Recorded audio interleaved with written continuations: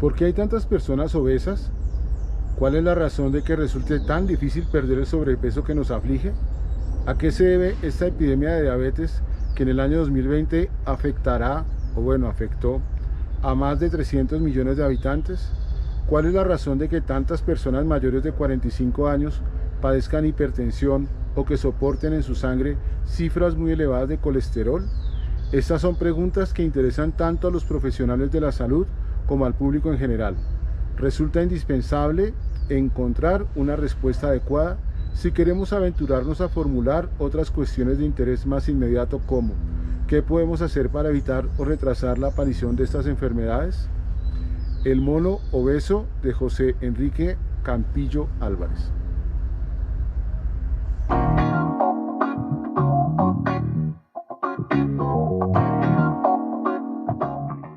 3, 2, 1. Bueno, bienvenidos a este ejercicio intelectual de hoy. La idea es que revisemos este material, El mono obeso, de el doctor José Enrique Campillo Álvarez. Él es un médico español. Este libro pues se publica por la editorial Crítica. Esta versión o esta edición es del año 2010,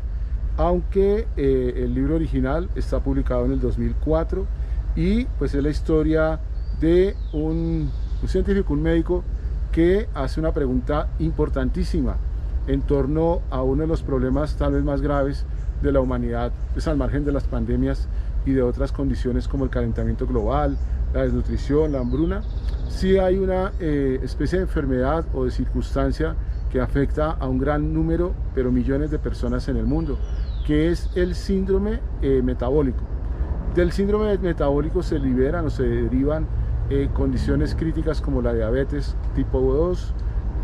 como la hipertensión y una serie de situaciones, de condiciones que por un lado mantienen elevado el gasto médico y por otro lado pues dañan o empeoran la salud en general de las personas que habitamos este planeta en este tiempo. Dice el doctor Campillo que él se suscribe en un concepto, en un modelo que se llama la medicina darwiniana, y efectivamente es en el linaje humano, en la historia del desarrollo evolutivo de nuestra especie, que él empieza a buscar las respuestas a preguntas como ¿por qué prevalece el síndrome metabólico? O más aún, ¿por qué la evolución ha favorecido la existencia o permanencia de la resistencia a la insulina, que es como una de las situaciones características que han mantenido pues, el síndrome metabólico en la especie humana? Cuando se supone que las especies van yendo en camino de lo que les permite dar respuesta positiva a los estímulos del ambiente, y obviamente una condición que genera tal grado de enfermedad pues debería ser contraria a los principios de la evolución. Dice el doctor Campillo entonces que la resistencia a la insulina en realidad es un desarrollo evolutivo en favor de unas situaciones particulares que vivió nuestro linaje, en el que no era tan fácil la alimentación y en el que se tuvo que generar un diseño o un modelo, más bien para no usar la palabra diseño, un modelo que se llamó ahorrador o que era capaz de soportar grandes momentos de hambruna, reservando al máximo la cantidad de nutrientes que pudiera, ¿no? Entonces el doctor empieza en un escenario que él llama el Edén, con un ancestro común que se llama el Ardipithecus ramidus, y describe a este organismo como un mono que es capaz o que mantiene en los árboles, que mantiene con mucha disposición de alimentos y vive, digamos, una vida tranquila sin la necesidad de preocuparse por la búsqueda de alimento, porque lo tenía siempre disponible. Entonces vive en el bosque, hay frutas, hay pequeños animales, siempre están, digamos, a la mano, no hay que competir, no hay que luchar, y eso genera, digamos, un modo de alimentación que rápidamente gasta los nutrientes y genera más bien pocas reservas, porque siempre hay alimento disponible. La historia de nuestra especie nos lleva entre nuestros ancestros a un momento cumbre o clave donde descendemos del bosque y llegamos a la sabana, una sabana que no es tan rica en frutas, que no es tan rica en alimento disponible. A esto le corresponde a uno de nuestros ancestros, que son los Australopithecus afarensis, que tienen varios desarrollos, entre ellos pues ponerse erguidos, mayor desarrollo craneal y cerebral y una necesidad de alimento que no se había visto antes en el bosque. En la sabana la comida no es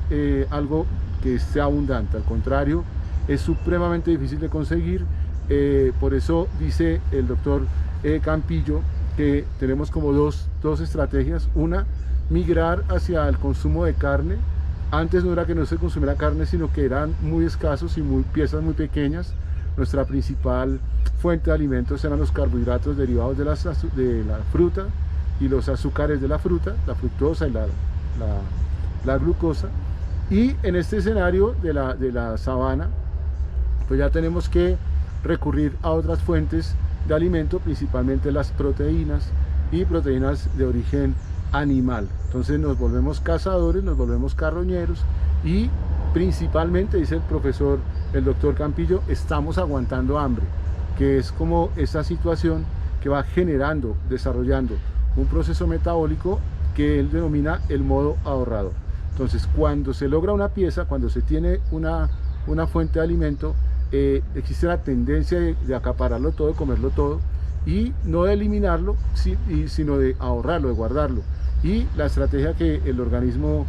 utiliza, pues es la consolidación o la conversión de ese alimento en reservas de grasa. Por eso se genera, digamos, un modelo de guardar energía, una energía muy rentable, muy rica en moléculas de grasa que pues garantice al animal energía para cuando hayan tiempos de hambruna o tiempos de escasez, ¿no? En ese sentido vamos como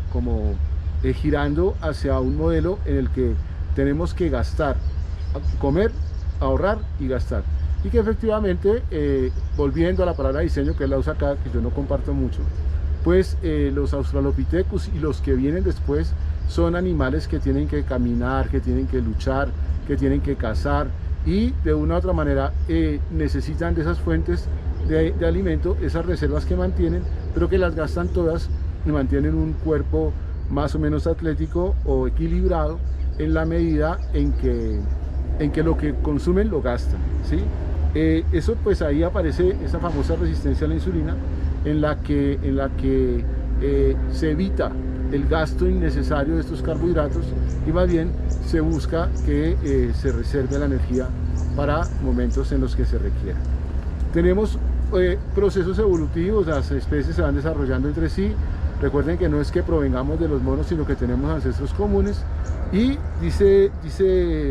el profe Campillo, después de hacer todo un recorrido por diferentes especies de nuestro grupo, de los homínidos, él muestra cómo esa tendencia de cazar, de comer, de ahorrar, pues prevalece en casi todo el género Homo, a tal punto que nos convertimos en cazadores expertos, ¿sí? Y desarrollamos herramientas, armas con el propósito de cazar, de buscar alimento proteico, e incluso desarrollamos la pesca, que para un mono pues es una situación no atípica, pero sí por lo menos especial, que tengamos esa capacidad de conseguir nuestras fuentes de proteínas y de grasas, que también obtenemos grasas en animales como los peces, bien sea de río o bien sea de mar. Estamos en ese entorno. Luego nos lleva a la modernidad y nos cuenta cómo los humanos actuales tenemos un diseño para el ejercicio, o sea, nuestro cuerpo debería responder de manera permanente a la actividad física constante, al caminar largas jornadas, al luchar por conseguir el alimento, ¿sí? Y el modelo de resistencia a la insulina que favorece el modelo o el diseño o el genoma ahorrador, ¿sí? Entonces mantenemos la prevalencia de que lo que comemos lo guardamos y lo gastamos cuando lo necesitamos. Y él dice, aquí en este momento, en este tiempo, hay una alteración de esa lógica, y es que somos animales que primero estamos otra vez en medio de la abundancia, a pesar de la inequidad y de todos los problemas que tenemos en el mundo frente a la distribución del alimento. Dice el profe Campillo, el doctor Campillo, dice que la tecnología, las rutas, el comercio ha garantizado que de todo el mundo se colecte alimento y se lleve a todo el mundo. O sea, que la disponibilidad de alimento en este momento, en el siglo XXI, es de tal magnitud que se desperdicia, que ya es exagerado. Y la verdad es que sí, Aquí en Colombia hay una fundación que se llama el Banco de Alimentos y ellos han hecho una serie de estudios y han logrado demostrar cómo de la basura que se arroja al proceso de gestión de residuos de la ciudad, el 60% corresponde a comida y una gran parte de ese porcentaje no es comida que no se utilizó, o sea, se compra en el supermercado, se guarda en la nevera o en la alacena, se descompone y se bota sin siquiera destaparla o tenerla para algún tipo de alimento de plato, ¿sí? Entonces sí estamos en un modelo de abundancia, aunque la inequidad y el modelo económico del mundo pues mantenga el hambre en algunos lugares, por un lado, o sea que ya no es difícil conseguir la comida. Y por otro lado tenemos un modelo de sedentarismo, es como la gran preocupación del doctor Campillo. Él dice, estamos siempre sentados, ya no nos desplazamos, y eso que fue escrito en el 2004, cuando no había el desarrollo de las apps y de los servicios vía internet, que nos ha llevado incluso a ni siquiera ir al supermercado, a la tienda, a la esquina. Todo lo pedimos ahora por aplicaciones y nos llega a la casa pues lo que necesitamos, lo que implica que el movimiento, la actividad física es cada vez menor. Entonces tenemos un modelo que está diseñado para el ejercicio, para la actividad, y tenemos un sistema genético, un sistema endocrino que se considera ahorrador. Confluyen estos dos puntos en una especie que debería estar buscando, estar cazando, estar gastando energía, esa energía que ahorra. Pero nos encontramos con sobreabundancia de comida por un lado y segundo, con un sedentarismo extremo, pues eso lleva a que la resistencia a la insulina, que era una especie de ventaja adaptativa, se convierta en una desventaja y permita el desarrollo de las enfermedades asociadas al síndrome metabólico. Eso es lo interesante, que entre más desarrollo, más tecnología, pues menos actividad, más comida y más presencia de este tipo de situaciones. Concluye bueno, hay otro elemento que es el desarrollo de la farmacología. Entonces, claro, a la par de la enfermedad, pues vienen desarrollándose modelos de solución, por ejemplo el tema de la insulina, del doctor Beitin en el 20, el tema por ejemplo de la metformina, de otra serie de fármacos que de alguna manera compensan ese síndrome metabólico y llevan a la persona a que viva un poco más de tiempo. ¿Por qué? Porque en principios de la evolución se supone que las variaciones genéticas se legan de generación en generación en procesos reproductivos. Y la especie humana madura o tiene una madurez sexual hacia más o menos los 12, 13, 14 años y la expresión de estos problemas metabólicos se dan tardío los 40 a los 50 años, aunque estadísticas modernas nos dicen que ya se empiezan a referir casos de síndrome metabólico o de diabetes a la edad de 20 a 25 años, pero ya es un momento en que se ha generado la reproducción de la especie. Luego entonces, siendo una enfermedad o una condición tardía, pues va a prevalecer porque no impide la reproducción y por ende pues la extinción de la especie o la desaparición en el linaje, en el pool genético, estas características de modelo de ahorro que es el que tenemos. La solución que da el profe es volver no a esa mirada ancestral, digamos cavernícola, ¿cierto?, sino a mejorar esa relación entre el alimento, la nutrición y la actividad física, que es la que permite ese equilibrio y hace que se mantengan regulados los niveles de glucosa en la sangre o la glicemia, que técnicamente se denomina así. ¿Cuáles son las consecuencias de esta alteración? Pues problemas graves a nivel de riñones, de neuropatías, ya saben ustedes que el tema del sistema nervioso central, el tema del corazón, el tema de la visión, y eso hace que, está pasando un avión, espero que no afecte el sonido, eso hace que el sistema médico del mundo se vea, si no colapsado, por lo menos con un gasto altísimo, y así comienza el libro, para atender estas enfermedades que cada vez se van reproduciendo más. Una adicional, y es que pues el síndrome metabólico actúa de manera silenciosa,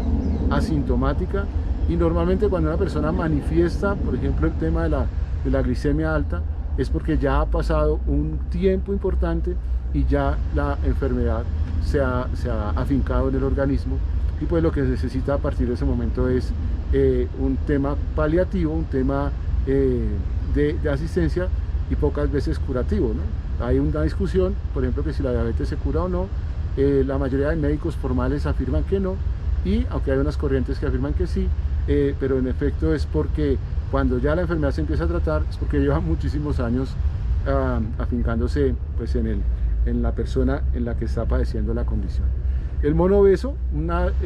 lectura bastante interesante, un libro que recomiendo y me gusta que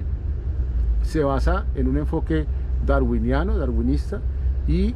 que busca explicar el por qué se mantienen ciertas condiciones en una especie que